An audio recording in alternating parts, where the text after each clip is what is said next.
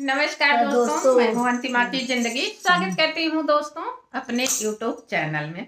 Hello दोस्तों, आज लेके आइए बहुत धमाकेदार विवाह गीत। और ये विवाह गीत है भैया, जब खिचड़ी पे दुल्हा फरमाइश होता है, मांग होता है घरे वाले के दुल्हा के काव मांगत है देखा। अब कौन कौन गुण ढंगवा उनके यह सुनत जाया। अब प्यार आशीर्वाद दुलार भर भर के दे जाया दोस्तों। वैसे इस समय दहेज के बहुत कम जने हैं जिसे दहेज चाहत हुई हैं। दहेज क्यों ना चाहत, वैसे काके आदमी हुई हैं जो दहेज फरमाइश करते हुई हैं। लेकिन दहेज खत्म ना भबा यो जाने ला जगरे बिटिया वहां से दहेज न ली है, चुन चुन के कहूं कहूं से तोहका मजबूर कर दी है, ली है जरूर। तो भैया हमारे बिटिया ना जानता नहीं भैया हमारे बिटिया बा ममता मिश्रा कि चैनल पर सबका स्वागत बा। हमरे बिटिया बा दहेज तो ना बिटिया बाटी, लेकिन अभी छोट है, अभी ना बारे में पता नहीं है। जब पता हो जाए सबको बताओ। वैसे हमारे लड़के शादी करे वाली बा, हम मतलब दहेज एक पैसा हम करना चाहे। हाँ नहीं भैया बहुत सही बात है, तुम जान ला बहुत आप बाटे। कम से कम समाज दुलार आशीर्वाद देंगे और ज्यादा से ज्यादा वीडियो शेयर करिए भैया। और दहेज क्यों मांगे ना भाई, क्योंकि बहुत मुश्किल से बिटिया पढ़ावत है सब। जेबवा में पैसा नहीं, जेबवा में पैसा नहीं, नाही घर दुआर हो दहेजवा में दुल्हा मांगे। मारुति कार हो दहेजवा में दुल्हा मांगे।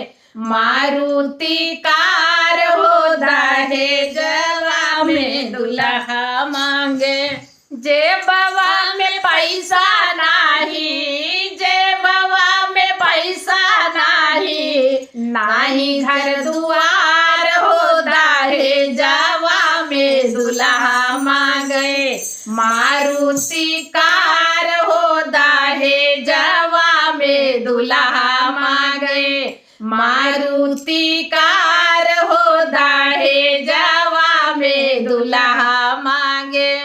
एक ताऊ दुल्हा मांगे नया मॉडल टीवी हो।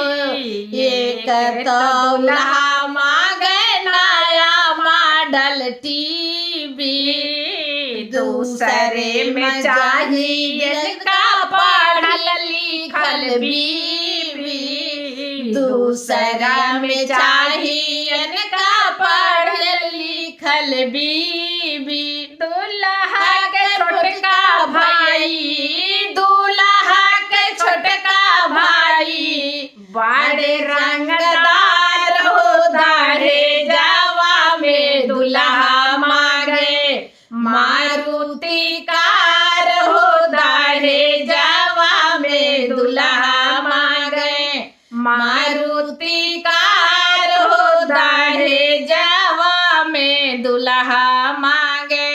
एक से बढ़कर बात एक फरमाइश, एक से बढ़ के बात एक फरमाइश।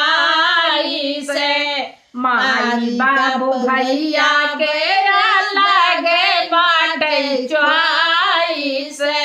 माई बाबू भैया के अलग बात चॉइस। दूल्हा के बड़का भैया, दूल्हा के बड़का भैया, कार मारी मार हो दहेजवा में दुल्हा मांगे। मारुति कार हो दहेजवा में दुल्हा मांगे। मारुति कार हो दहेजवा में दुल्हा मांगे। कौनो न गुना नाही कछु बाहुन रे। कौनो न गुना नाही कछु बाहुन रे। देखही में लागे दुल्हा जाई से छछून रे। देखही में लागे दुल्हा जाई से छछून रे। दारू पी के लोटल रहे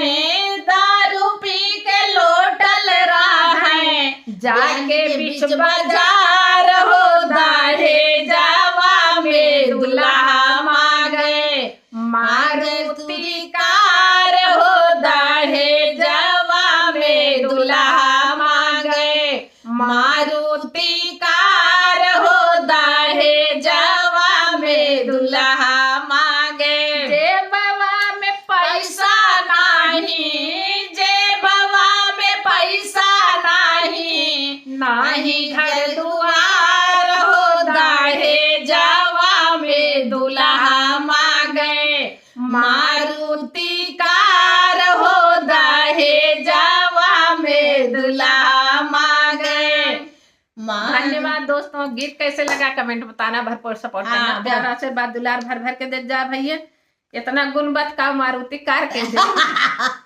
और भैया हमारे 3 चैनल चलत है, ममता के भजन, ममता के भक्ति चैनल, माँ के संग गीतों के रंग, तीनों चैनल पे जा जाए भैया। प्यार दुलार आशीर्वाद दे जा। सब प्यार दुलार आशीर्वाद बनाए रहिए।